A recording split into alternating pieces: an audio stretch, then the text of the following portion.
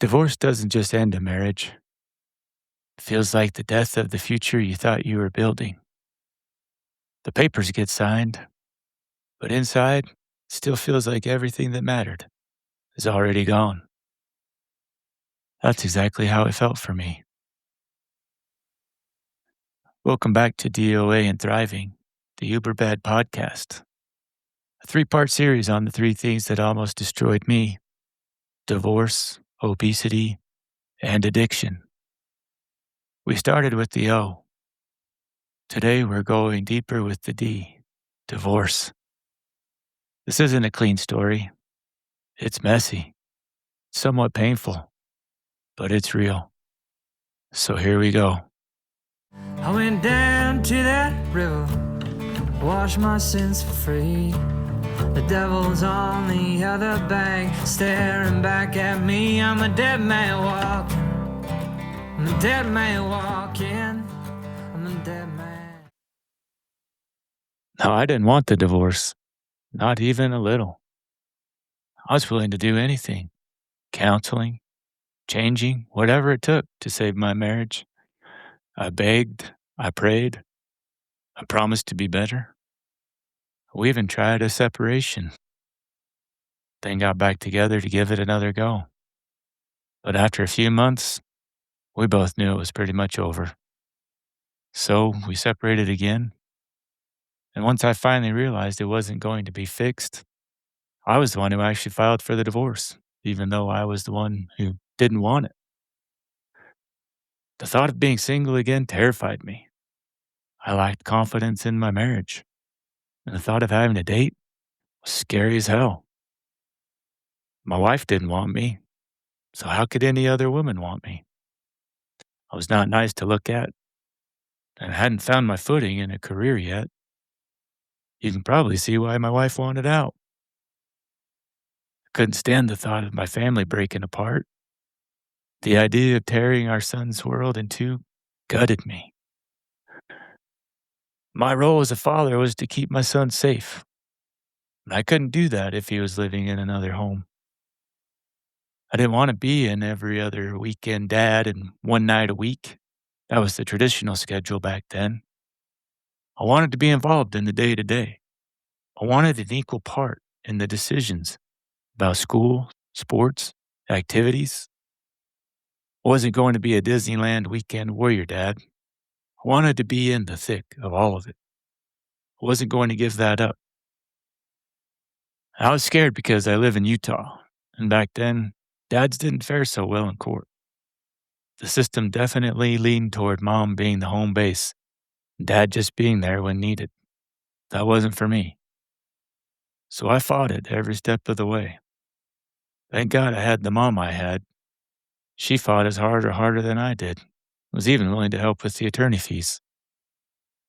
Honestly, don't know if I would have gotten through it without her. Now, the divorce didn't happen quickly. It dragged on, because I wasn't going down without a fight. It became a contested divorce, so we both lawyered up, and we were going to battle.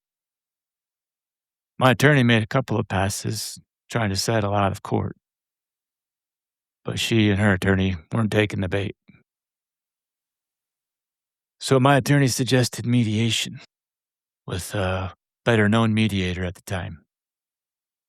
We had to go a few times because we were both stubborn and neither of us would budge on the custody agreement. The mediator first suggested joint custody, with one parent as the custodial parent, getting the extra day in a 7-day split. We both wanted that role, and neither of us would give it up. So the mediator drew up a 50-50 time-sharing schedule where I had the fourth overnight in the 7-night period. And then it would be joint legal and physical custody, not naming a custodian. And both had to agree on everything for our son. And if we came to an impasse, we agreed to seek mediation as a tiebreaker before going to court to allow the courts to decide. So we finally agreed on the custody arrangement and splitting what little stuff we had. One thing my ex did get put in the decree was that we would evaluate the time-sharing arrangement when my son started school. Mind you, he was only 3 years old when this was all happening. I didn't think anything of it. Didn't want to carry this on any longer. So we agreed on everything, and the mediator put it all in legal format and sent it over to our attorneys. And the papers were filed. Now, because we were parents, Utah had a requirement: either wait 30 days or take a divorcing parents class and file the completion certificate so the judge could sign off. And then you could forego the 30 days. We both were at a point we just wanted it over, so we agreed to take the class. Begrudgingly, I went to the only class available at the time, which was in Salt Lake City, a 30-minute drive. I was already mad I had to be there at all. Back then, we didn't have smartphones. So I half listened, slumped over in my chair while the instructor led the course. But one thing he said stuck with me. To you, your child, you parents are their heroes. Never speak badly about each other in front of your kids. Don't do anything to change that view they have of you in their minds. Now, I took that to heart, and I believe my ex did too. We stayed respectful and never badmouthed each other in front of our son, or when he was at least in earshot. I made sure my family and friends knew the same rule. So that was it. The final decree was written and signed actually on my birthday, April 19th, 1999. Happy birthday to me. My ex-wife remarried just 14 months after our divorce was finalized. Wasn't that her new husband was a bad guy, he wasn't. But I didn't handle it well. Every time I heard my son, or anyone for that matter, refer to him as dad or even stepdad, something inside me would snap. I wasn't having it. I made it really hard for everyone. The worst thought about my marriage ending wasn't even losing my wife. It was the thought of another man stepping into my son's life as a father figure. That beat me up more than anything. I didn't choose this, yet I was being forced to share my child with someone else. It felt so unfair. I was angry all the time. But we made it work as best we could. So fast forward a couple of years, once my son started school, just as it stated in the decree of divorce that we would evaluate the time-sharing schedule, my ex wanted to change the time-sharing to a more traditional schedule. Again, not every other weekend and one night a week. I still wasn't budging. The schedule we had was working, and my son was thriving. Wasn't about to blow his whole world up. So we went back to war. We lawyered up again, and I got served papers. It felt weird being sued when it was about my own child. But my argument was simple. If it ain't broke, don't fix it. So we had our first hearing in front of the judge, and he ordered a custody evaluation. The person he assigned to our case wasn't the one my attorney was hoping for, so things weren't getting off on the right foot. Now, my attorney was a bulldog. She knew the system inside and out, but that wasn't the outcome we wanted. Still, the judge ordered it, so we had to go with it.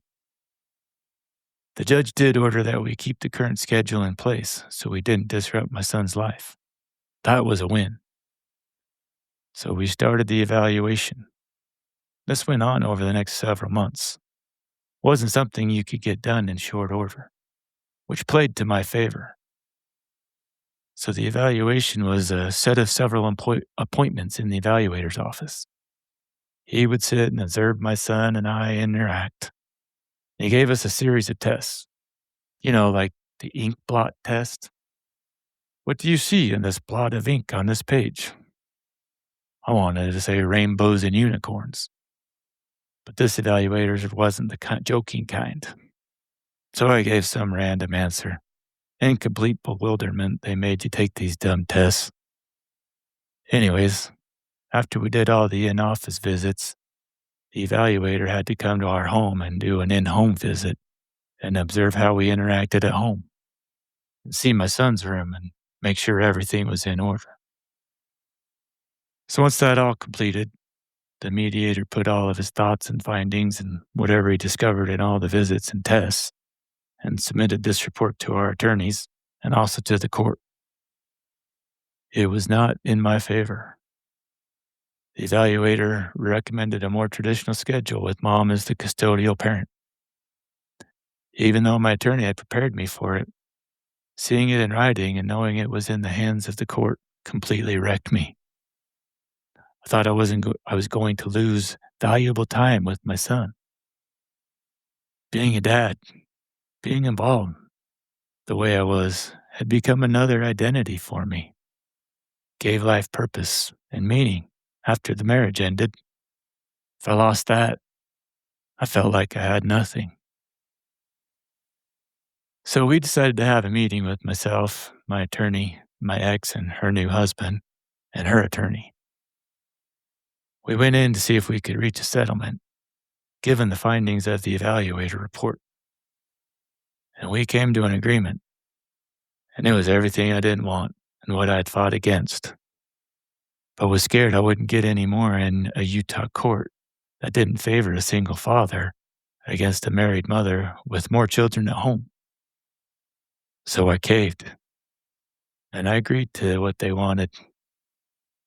I left that meeting, got in my car, and completely lost it. I was sobbing like a baby. I could barely drive. And like the mama's boy I am, I called my mom in tears. She said, "What's wrong?" And I told her what I had agreed to, and that my heart was broken, that I didn't think I made the right decision. And my mom, toughest woman I have ever met, took one breath and said, "No way. You call your attorney and you tell her that you don't agree to this, and we are going to court." So we did just that. My attorney called her attorney the next day and refused the agreement and said, "See you in court." My ex was furious, as you can imagine. Some more time passed, which again worked in our favor. At the next hearing, my ex and her attorney tried to bring up the fact that we had an arrangement that I reneged on. But my attorney, being the sly fox she was, and knew how to work the judge, got up and argued that with the amount of time that had passed since the first evaluation and the minor child has started school, she pushed for a second custody evaluation with a more favorable evaluator. And thank goodness the judge agreed and assigned the evaluator my attorney suggested. Now, the second evaluation, I felt more confident. I went into the meetings more confident and feeling good that this would favor our case of if it ain't broke, don't fix it. So we had all the meetings. He also had to do a home visit, so we had that as well. And upon completion, he put together his report, and it came back in favor of keeping the status quo and not changing anything. That was music to my ears. So with that new evaluation, we got the trial moving. We both presented our cases, had our character witnesses, and then it came time for the first evaluator to discuss his report and how he came to his conclusions. And my attorney, being the crafty woman she was, told me beforehand she thinks she could get him to admit that since the second evaluation was more recent, that he would agree with his colleague and his findings keeping the status quo, and that his report being almost a year old now, and that he would suggest to the court to go with the most recent evaluation. So my attorney started her cross-examination. She asked some leading questions, and he answered. And then with her last question, she got him to say almost exactly what she told me he would say. So we both rested our cases, and left in the hands of the judge. That was a very nerve-wracking time.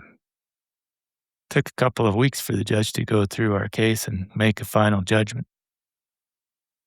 But he finally came back with his conclusions, and he ruled that the child is doing well in his current arrangement, and that the status quo should not be changed.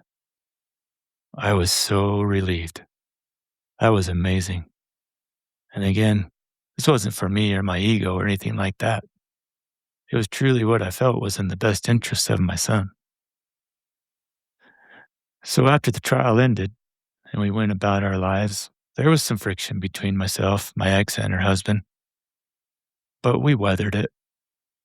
We put our pride aside and realized we had a little boy to raise together. And we did just that. We co-parented as well as anyone I've ever heard about. We were respectful of each other's time, flexible with schedule changes, even sat together on the sidelines at all his games. I coached him in baseball and football until he went into high school, and they came out and cheered us on. I became close friends with my son's stepdad.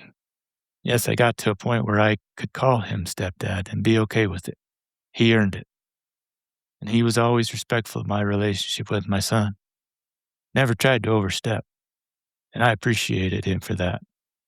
And I also made sure my son was respectful to him, especially when he was in his home. Now, I'm not a doctor or a therapist or an expert. Just because we were able to make something good out of something broken, I don't expect anyone else to jump up and say, okay, Steve can do it, so can I.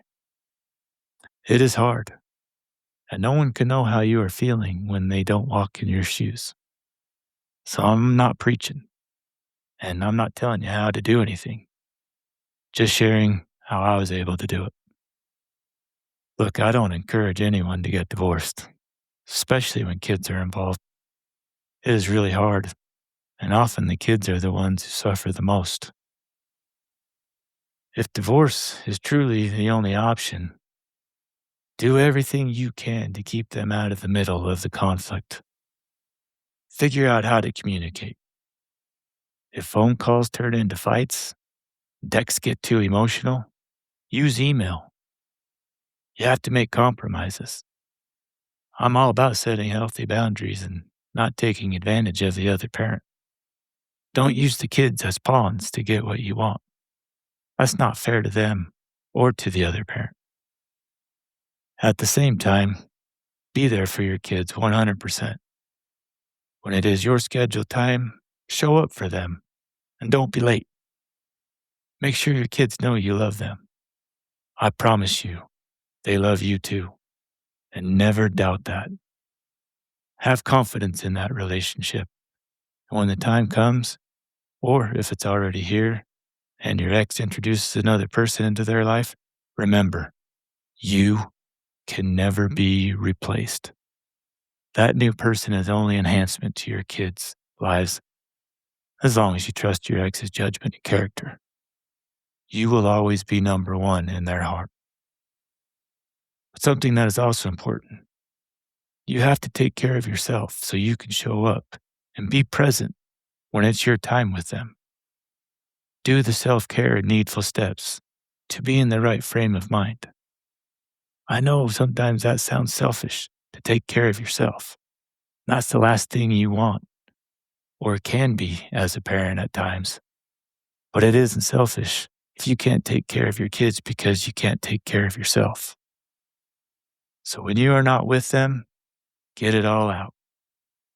And then, when it's time to be with them, they have all of you and not some distant person off in space.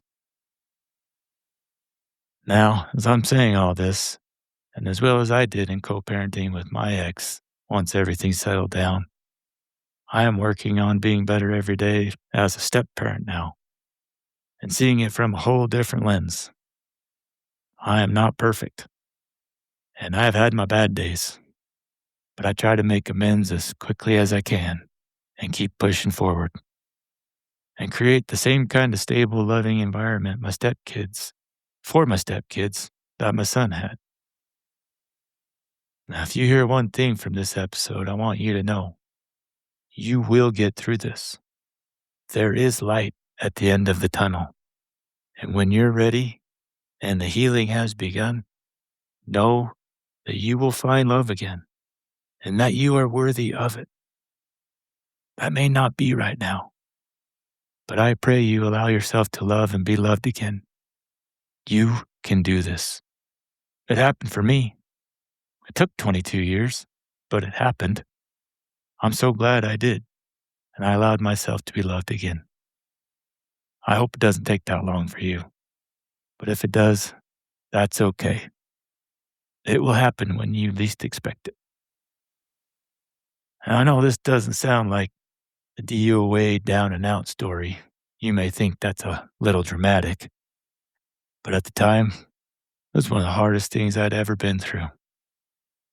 It brought up massive questions of self-worth, self-doubt, identity, and loss. And even though the custody battle ended well, I still struggled in other areas. I really wanted to get remarried and have more kids.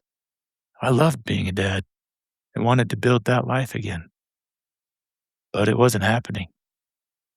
I had relationships, even an engagement that fell apart, and a few others I thought could be the one. Each time, it didn't work out. It discouraged me deeply and took me down a dark, destructive path. That's what led me straight into my addiction to alcohol, which is what we'll get into in the next episode of my DOA and Thriving journey. If today's episode hit you, share it with someone who's walking through their own divorce or custody battle. Come find me at uberbad.com. And if you want real community and daily support, download the UB Nation app. Thank you for listening. I'm Steve McGivern, and this is DOA and Thriving. See you in part 3, Addiction, the thing that almost took me out for good. Until then, keep showing up, even on the days you feel completely DOA. That's exactly where thriving begins. Nothing in my coffin, can't you spare one more? I gotta look pretty when I'm knocking down heaven's door. I'm a dead man walking. I'm a dead man walking.